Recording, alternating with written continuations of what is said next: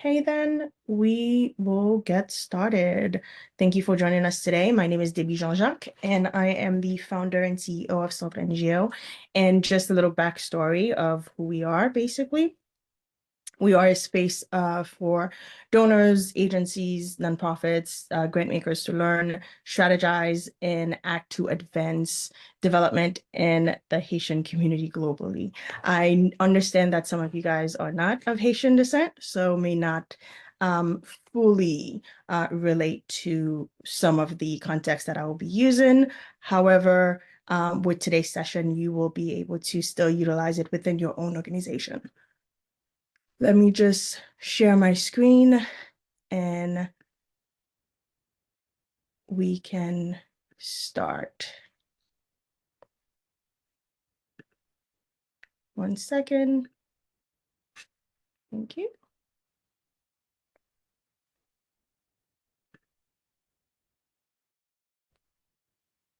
Et voilà. So on today's session, this presentation is fundraising planning for Haitian-led nonprofits, where this presentation outlines a comprehensive fundraising plan for Haitian-led nonprofits, not just Haitian-led, but it could be applicable to other nonprofits as well, emphasizing culture sensitivity and community engagement. Again, my name is Debbie Jean-Jacques, but I go by Debbie just for short. And let us expand this for your better view.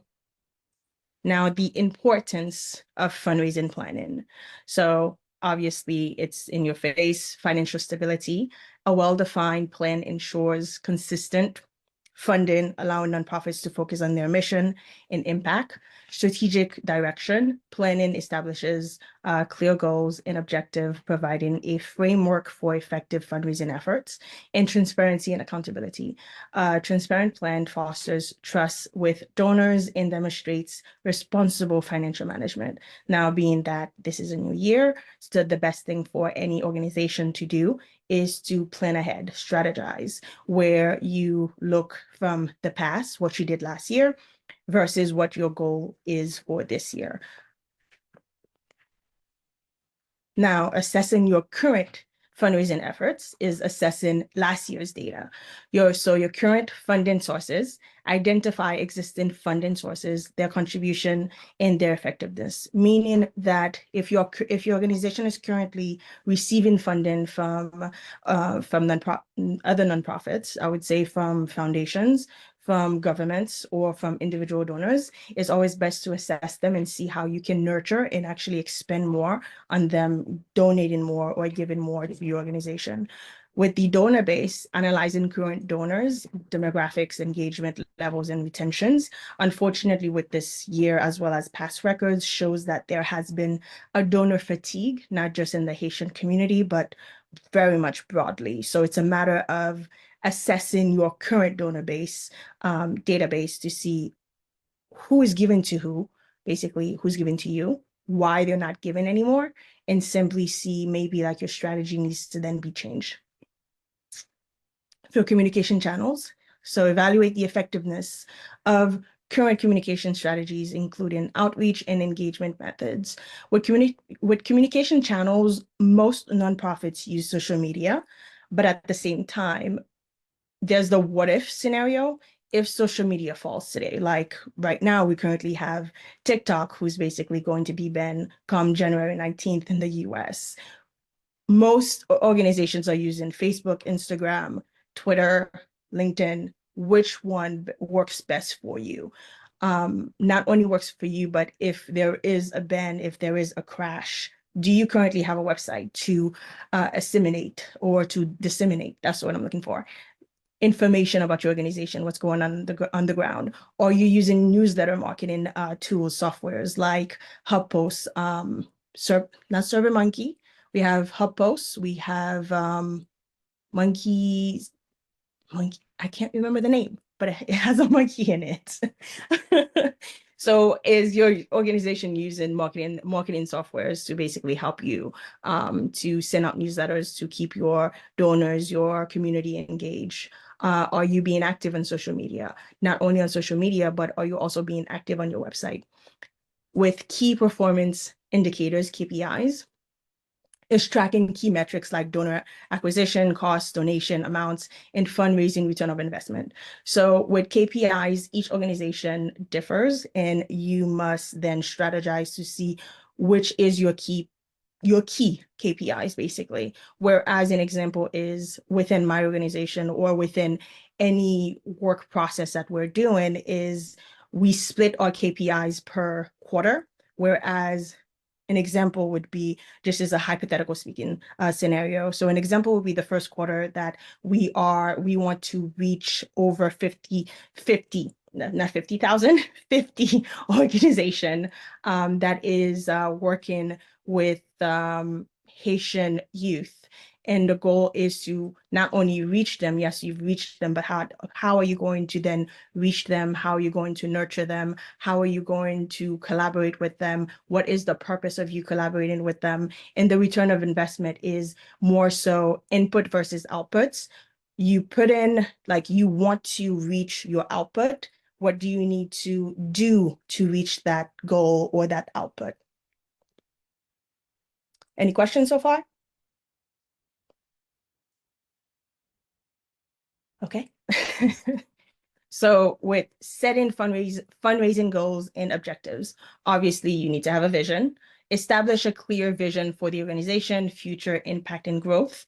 Your mission needs to obviously be well-defined, very specific, measurable, achievable, relevant, and time-bound objectives to support the mission. And strategic objectives is break down overreaching objectives into actionable steps with specific timeless in targets. Now, there are some organizations who tends to have their mission very broadly and very generic. Sometimes it restricts the organization to do more than what they want to do. An example is we want to eradicate malnutrition. And now with wording comes the whole aspect of eradication of malnutrition. Unfortunately, in today's society, we can't necessarily eradicate malnutrition. That is, if we have power, if we have money, and we have leverage, then I can see it happening. It's a very hypothetical scenario, but unfortunately, it's just more like with your mission, you need to be extremely careful on how you word things, to not include specific geographic. That is, if you want to specifically focus in that geographic location, then I can understand that. But if you want to move broader or basically target other communities, it's best to not include specific geographic locations. Your name also then plays a role with all of this. And with the fundraising goals and objectives, obviously it's like for the year, how we plan our fundraising goals is we have a theme for the year. Most organizations also have themes. It depends on what you're comfortable with. From my stance, what I'm comfortable with is having a theme for the year where we're building community. And how to build community is simply by one, hosting events. Not only hosting events, but we know that an example would be with fundraising aspect of things, or just with a financial aspect of things, is to host events. It requires you to spend some money. Now, are you willing to draw back when it comes to costs? Are you going to host in-person events? Are you going to host virtual events? Virtual events might be cheap somewhat. If you're using platforms like Zoom is not necessarily free, but if you're using platforms like Google Meets, if you're using platforms like Teams or other, other strategic softwares, you will be able to meet some goals, whereas you keep your budget a bit low, minimum, and then within each meet and greets, you can nurture these individuals that are participating and even influence them to donate to your organization or to your cause. It all depends. In-person events will basically cause you to spend a little more, where you have to spend for the location. If the location is not free, you may have to spend to rent the space, rent the chairs, rent the equipment that is necessary to host whatever event that it is that you're going to host. Now it's just a matter of you equating that number and evaluating to see if I spend $5,000 to rent a location for an event, the goal is to bring in maybe $10,000 or $20,000 in donation. So how will your group then do, like, strategize, or what will you guys do to attain the $20,000? Let me know if I'm going too fast. I am nervous. Now, to move forward, developing a diversified fundraising strategy. As mentioned, events was one example that I used in the last slides. So obviously with grant applications, explore grant opportunities from foundations, corporations, and government agencies. Then you have events, organize fundraising events such as galas, auctions, or culture celebrations. And then you have membership programs, develop membership programs to foster long-term donor relationships and recurrent contribution. And then volunteer engagement is empower volunteers to then become ambassadors for the organization and drive fundraising. With grant applications. Now, it may sound easy, but at the same time, it requires a lot of time and dedication. You can hire a grant officer or a grant writer to help you within the process, but it will require you to spend a little money, at least have a budget on the side to work with a grant writer. Unfortunately, I would say one thing, a piece of thought when it comes to grant writers, ethically speaking, they should not be charging a percentage of whatever funding that you're asking for. They should just have like a flat rate for their services. And then they basically write you this grant proposal and you're then able to submit it to the organization, and you can then submit it to other organizations as well. What is unethical is when they basically charge you, hey, if you're requesting, let's say $100,000 from USAID, they then tell you like, oh, we can get paid like 10% of if you were to get $100,000. Yes, it kind of sounds good at the moment if you don't have the budget, but ethically speaking, it's a no-no. With grant application as well, obviously, is to scout, do a little research on what foundation gives to you if your mission and your vision align to their establishments. Corporate sponsorship is likewise do the same. Obviously, do a little Google search just to see what organization gives to your organization based on mission. Now, sometimes you will find foundations and corporations that gives to an institution like yours, but you are restricted based on location, or you are restricted based on the specific group of people that you're focusing on.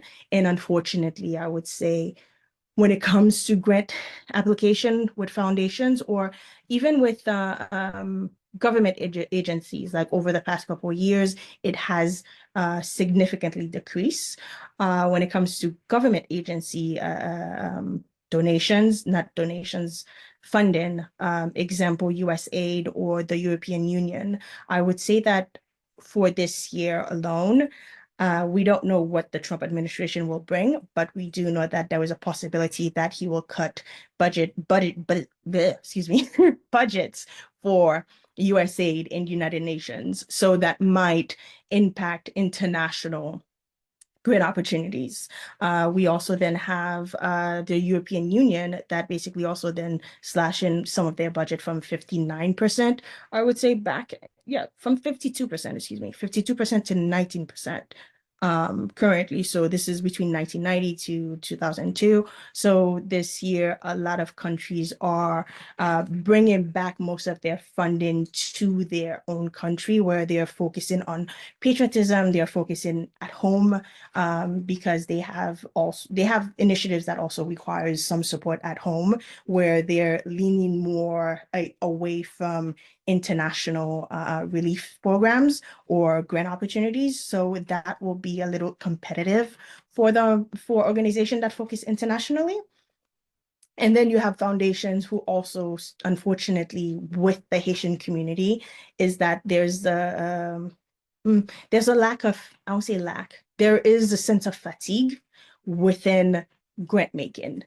when it's related to Haiti. So only because we have been, I guess, year after year since COVID, there's this sense of polycrisis where you have disaster after disaster after disaster after disaster, whereas you are constantly not catching your breath, and some donors, unfortunately, are losing not inspiration, but they're just losing motivation because they feel that their money is not really going anywhere. There's no change. They're not seeing any feasible impact on the ground. So thus they have rolled back their funding opportunities to Haiti or Haitian-led organizations. But that does not mean that it's the same case for other organizations that are working worldwide. However, with the Global South as well, you will see a decrease in funding opportunities. But again, it does not mean that a lot of organizations will not get funding. It just means that you will have, as an organization yourself, you will have to work 10 times more than how you used to, because it is a competitive process. It may be easy, but it is very much competitive. It does not necessarily mean that you will get granted if you submit an application. With events that we covered before, basically, it's just organizing events for the year that you believe will bring some sort of donation to your organization. And when it comes to galas, I would say that's just my 2 cents. Not every nonprofit need to host a gala. Sometimes you will host a gala and it was more a deficit for your organization, where you did not get a good return for the experience or all the expenses that you've done, but really it's a decision that needs to come from every member of your team. So it's something that needs to really be assessed just to make sure if having a gala is truly worth you hosting. Membership programs. So not every organization can have a membership program. Thus, you need to be creative within that process. You need to understand if whether or not it's worth it for your organization to have a membership program. What will you offer customer service wise, and as far as like program wise, and basically what will the end user be receiving with having a membership with your organization. And then we have volunteer engagement. Obviously, when it comes to the youth, Gen Z, Gen Alpha, and I think Gen Beta, I highly doubt that. But they require a bit more, you could say a bit more engagement versus, you could say, millennials or oh my gosh, the older generation. So, so it's a matter of engaging your volunteer engagement, either through social media campaigns, getting them where they are most engaged, which is TikTok. You could say Instagram as well, and maybe Twitter. I'm not a Twitter person, so I wouldn't know. And then just having people within your community basically volunteer their time or volunteer their expertise. If they are, let's say, a grant writer, maybe they want to volunteer and actually write for free grant proposal for you, and then they can basically volunteer their times for that. Or you're hosting an event, and then basically they decide to help you out and basically help you do the recruitment or clean up the space that you've rented out for whatever event that you're hosting. But volunteer is definitely key. And it's also great to nurture these volunteers while you are working with them, and not just like abuse or use them in whatever event or initiative that you're doing. Let me know if I'm going too fast. Again,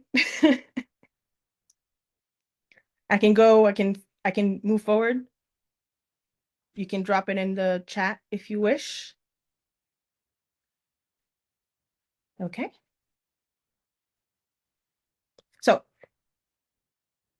building a donor pipeline. Now, it's It sounds daunting, but it's really not.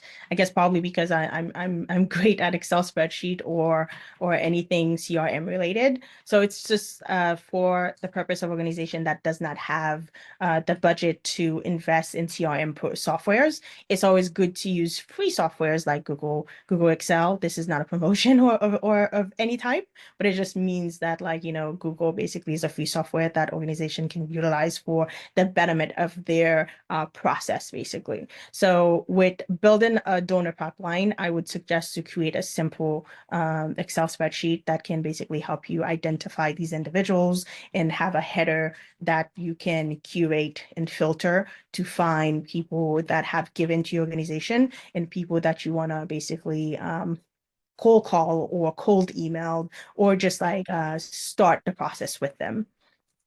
Now you would identify potential donors. Excuse me. Excuse me. You would identify potential donors by researching potential donors based on their interests, values, and philanthropic history.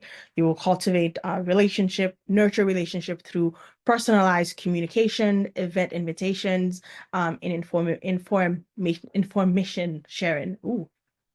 Secure donation is make compelling appeals, offer donation options, and track donor engagement, retention and growth, foster long-term relationships, acknowledge contributions, and encourage repeat givers.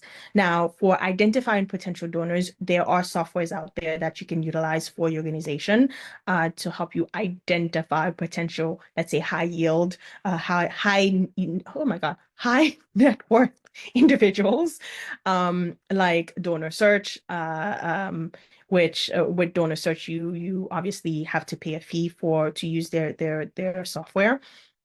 And they do a partnership with, I don't quite remember their name, but they do a partnership with, it's called NPO Authority. So you can also do some sort of like, I guess like you can use them to buy in or to try out donor search to help you find potential donors. Now, related to the Haitian community, unfortunately, with softwares like donor search or other donor search softwares, basically, I won't say it's hard. It's more so based on the data available. You will find that unfortunately the data is not necessarily to your benefit. That yes, these individuals have given to initiatives before in Haiti, and yes, they have given to initiatives mostly like in 2014, 2016, and 2018. And during these times, you also then to assess that like 2012 as well was like a big boom for individual donors for Haitian-led organization, whereas mostly during the time of crisis, like real crisis in Haiti. It doesn't necessarily mean that like if you call these individual, will they give to your organization? The answer is no. The answer is also maybe. It's just a matter of like maybe building your own donor search, see who gives to you, reach out to friends and family, and to basically pitch your nonprofit to them because most donors give based on their value and based on their I guess like sensitivity to certain initiatives. If you know that someone is highly sensitive to, let's say, the environment and protecting climate change and is big on that initiative and your organization does that, you can tap someone like that. But there is a 50-50% chance that they will give to you and that they won't. It's just a matter of like, can they relate to your organization? If the answer is yes, they'll give. If the answer is no, maybe you need to then sit back, do an assessment on what works and what doesn't work for your organization. Maybe there's something that you need to fix within your messaging on your website or on your social platforms so that people actually give more to your initiative. Now, cultivating relationship obviously is yeah, just because I give you once, if you don't reach out to me, and the only time that you reach out to me is when you need money, I'm not really willing to give money like that. So cultivating relationship is just like any friendship, any relationship. You need to cultivate these relationships, get to know your donors. Hey, if it's their birthday, send them an email, a happy birthday type of email. But don't bombard them every month or every week just to give your organization money and not basically get to know these individuals. Secure the donation, obviously, with number 1 and 2, you'll be able to secure donations. And also with number 4, if you implement number 2 with number 4, which is cultivating relationship, the more that you cultivate your relationship to these donors, you are able to retain them and even grow, meaning that like if I am being nurtured by an organization, and I know what they do, I'm very much involved in their process. I feel like I'm part of the community. I'm more than willing to invite other people to then come in and actually donate to the organization. Now, leveraging crowdfunding and online giving. So we know obviously crowdfunding platforms utilize crowdfunding platforms to reach a wider audience and generate public support. Online donation forms create user-friendly online donation forms to streamline the donation process, and obviously social media integration. Integrate online. I'm sorry. Oh, sorry. 1 second. Sorry. Okay. So, and I just lost where I was. Well, so social media integration with social media integration, integrate online giving into social media channels to convenience and accessibility donation. So when it comes to your website, your donor forms, your donor link needs to be working. A lot of organizations, unfortunately, what happens is they forget to fix that link, where the link is broken, and unfortunately it deter anyone to donate to your organization. And obviously when it comes to crowdfunding platforms, share and reshare, and with engaging the Haitian community or any community of that sort. Hold on, it seems like I have a question. Sorry, Hamed, let's see the network. Can I have some hints to organize a fund? Can you elaborate on what you mean with your question? Hamed, you can unmute yourself and ask your question.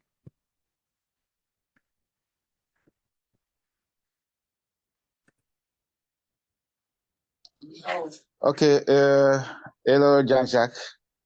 Hi. I'm listening. Yeah, I want to, if you can help me with some hints how to organize an event, a fundraising event. As you have said, you have given an example, a gala. Okay, so he dropped off. Let's wait for him to join again and re-ask his question. But in the meantime, let's move forward. So engaging the Haitian community or any other community that obviously is not Haitian American community, or that just is not Haitian. I'm mumbling a little bit. So build trust and relationship. Establish authentic connection with the community through culture understanding and sensitivity. Promote community involvement, encourage community participation through volunteer opportunities, events. Hamed, are you back? I'm back. Sorry for network disturbance. So I want to know how to have some hints for organizing a fundraising event that can be helpful for me, because I'm a program manager for a local organization here in DRC. Mm-hmm. And what is the organization? What do you guys focus on? My organization focus in protection and education. Specifically in protection, we are dealing with gender-based violence and peace education. Okay. In education, we are basing on emergency education. Mm-hmm. So, Yeah. from the top of my head, I guess like some examples of your organization can do some simple community building aspect of things. Whereas you said gender-based violence. Gender-based violence is like in tied to education. You can have an educational event in person where you focus on gender-based violence, and then you ask the people that are participating to, it's like based on donation. It's free, but they can give something towards the initiative, whereas you are trying to protect women against basically violence. So once these individuals are participating in these educational programs, it's like you host an example would be you host, for me, I guess like you don't have to necessarily do that or that way. You can innovate.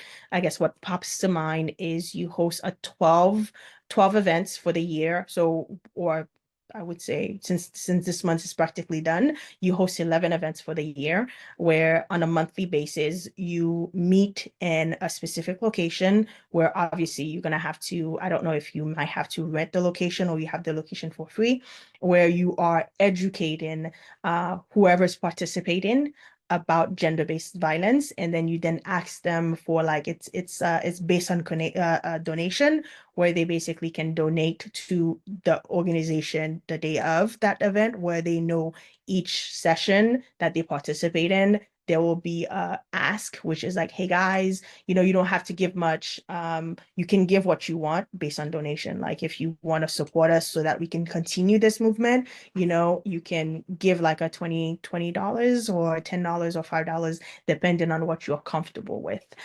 So it's a matter of like creating a sense of like, okay, community building, as well as like you nurturing these people, you're educating them, like you're merging everything into one, and you're asking them to give based on what they're comfortable with. It's free to come, but they give based on what they're comfortable in. So you can innovate and basically even host maybe like a once per quarter powwow moment, where it's like you kind of teach these people or these women on self-defense classes. And you can include with these self-defense also include the sense of like, okay, you can join, it's free, but also be mindful that it's also based on donation. Give based on what you're comfortable with so that we can continue the work that we're doing. So that's maybe 2 examples. Did that help?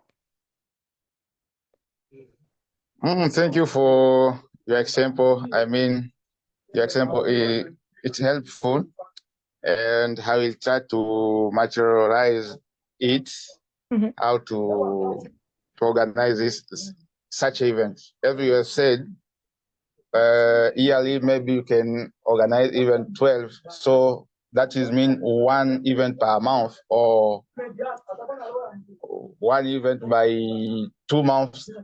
So 6 events yearly. Yep. Yes, thank you. You're welcome. So to continue with this process, should I'm gonna start over just to catch up on certain things. Excuse in advance. So engaging the Haitian American community, not just the Haitian American community, but any community that you're part of. So it's building trust in relationship. I guess like the examples that I provided you, Ahmed, could also help you establish trust as well as building relationships within the community. Establish authentic connections with the community through cultural understanding and sensitivity. Promote community involvement. Encourage community participation through volunteer opportunities, events, and outreach programs. Leverage culture events, partner with local organizations and businesses to promote fundraising during culture events, and highlight Haitian success stories or your specific community's success story.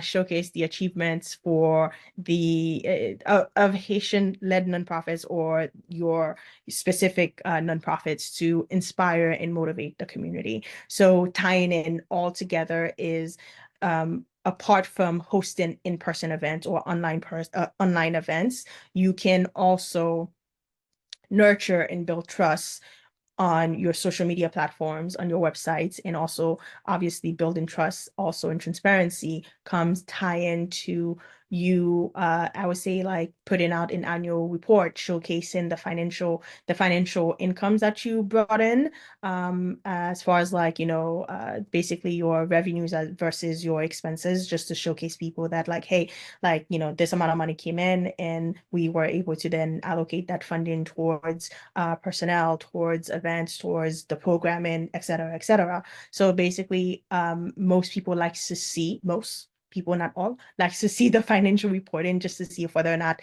their donation is being utilized correctly.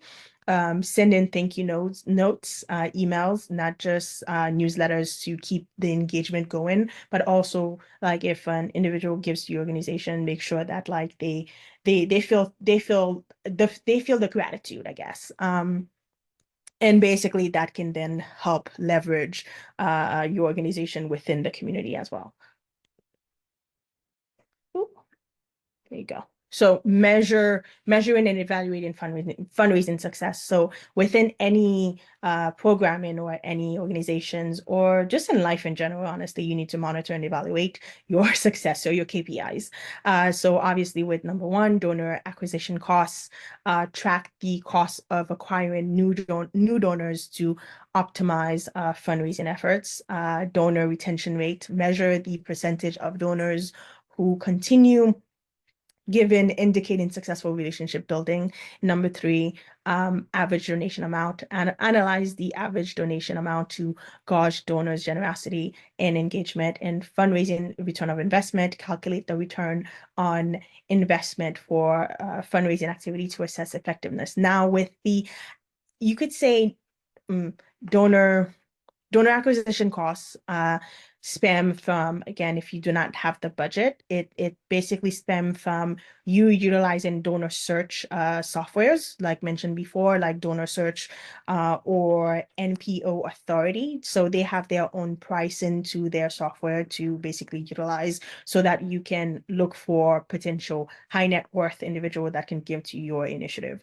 However, if that obviously is not within budget, you can then focus on, you could say, average donation amount plus donor retention rate. If you have had over the past couple of years that you've been in operation, individual donors, that gives $10 a month, $20 or $30 a month. It all depends on the amount that they actually give.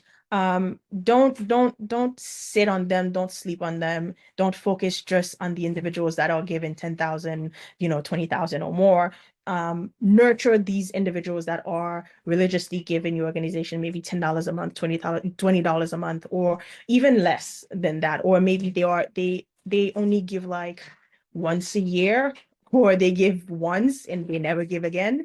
So it's always a matter of like going back to these individuals to understand their mindset, why they give in the first place, why they stop giving, and also see maybe they're open to even give more. Some individuals, the reason why they don't give more is because they were never asked. So it's a matter of like always reaching out to these individuals just to see where they sit at, what they hope to see the organization grow into. It's always best to, again, evaluate these donors to get their feedback to see how they wish to be involved with your initiative. Why? Because you have an example would be like, most people give because they feel a part of the community that you are building. So if they do not feel included, they do not feel like they're a part of your community, 9 out of 10, they'll just like pull back, they'll stop donating, and they just like stop donating completely and they just move on, or it is what it is and whatnot. So it's just a matter of for you to basically analyze your data to see the average donations, and should you basically focus more on getting an individual that gives you 5,000 a year or 10,000 a year, or should you nurture the ones that have been given to your organization for the past year or for the past month or so, where they give like $10 or $20 a month. It's always good to also like focus on these individuals. 1 second. And we are at the end of our presentation, and really, I would say thank you for joining me. And if you have any more questions, please go ahead and ask away.